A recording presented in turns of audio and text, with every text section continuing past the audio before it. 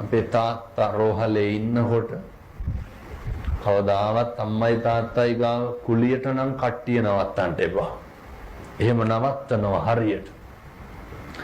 තාත්තා කිව්වා යන්න නැතුව චුට්ටක් කොහොම ඉන්න. අපිටත් මේක තමයි වෙන්නේ හොඳේ. වයසට ගියපුවා ඒ හින්දා ලොකු අධිතක්සේරුවකින් එහෙම ඉන්න එපා. බය වෙන්න දෙයක් නැහැ, සල්ලි තියෙනවා.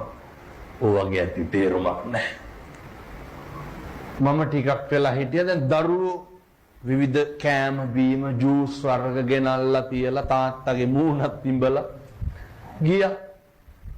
අර බලාගන්න එක්කෙනාගේ සාක්කුවේ තියෙනවා පවුඩර් බෙලෙක්කේ. ඒ මිනිස්සයා මොකද කරන්නේ? දරුවෝ ඇවිල්ලා බලනවා මේ පවුඩර් පවා ගාලා තියාගෙන ඉන්නේ එච්චර ආදරේ. අර යකා කරන්නේ දවසම පවුඩර් ගාන එක ලෙඩාගේ. එච්චරනේ. දරුවෝ මොකද්ද හිතන්නේ එතකොට? තාත්තට කතා කරගන්න බෑ. හැබැයි දරුවෝ එනකොට ඇස් වලින් කඳුළු වැටෙනවා. මොකක්ද මේ තියෙන්නේ? පින්නතුනි බඩගින්න.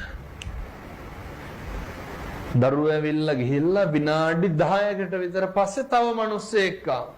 අනේ අර කණ්ඩගෙන ආපුව සේරම අරගෙන ගියා. තාත්තට දෙන්නේ නැහැ.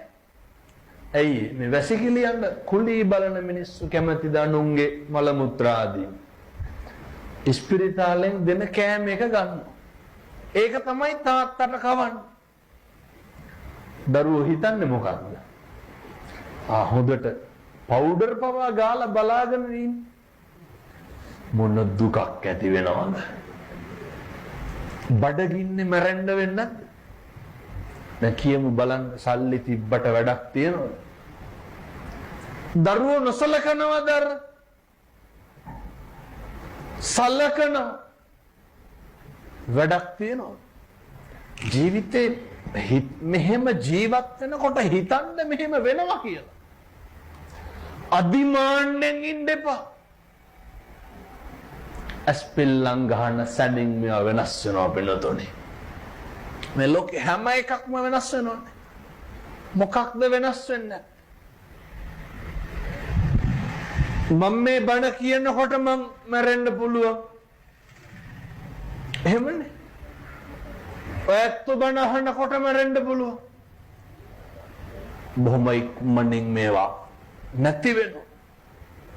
කිසි දෙයක් කියන්නේ බුදුහාමුදුරුවෝ උගන්වන්නේ අර අත්තාහි අත්තනෝ නැති නේ. අපිට අපි නැති වෙනවනේ පින්නතුන්. මේ හැම තැනම නිතරම දේශනා කරනවා මේවා. බොහෝ මිනිස්සු හැදෙනවා. ජීවිතේ මේ දැන් මේ වතුර වීදුරුව පේනවනේ. මේක මට ගන්න බැරි වෙන දවසක් එන්නේ දැකලා තියෙනව නේද? මේ වතුර වීදුරුව මට ගන්න බැරි වෙන දවසක් එනවා. බුදුහාමුදුරුවෝ අහනවා කුතෝ පුත්තෝ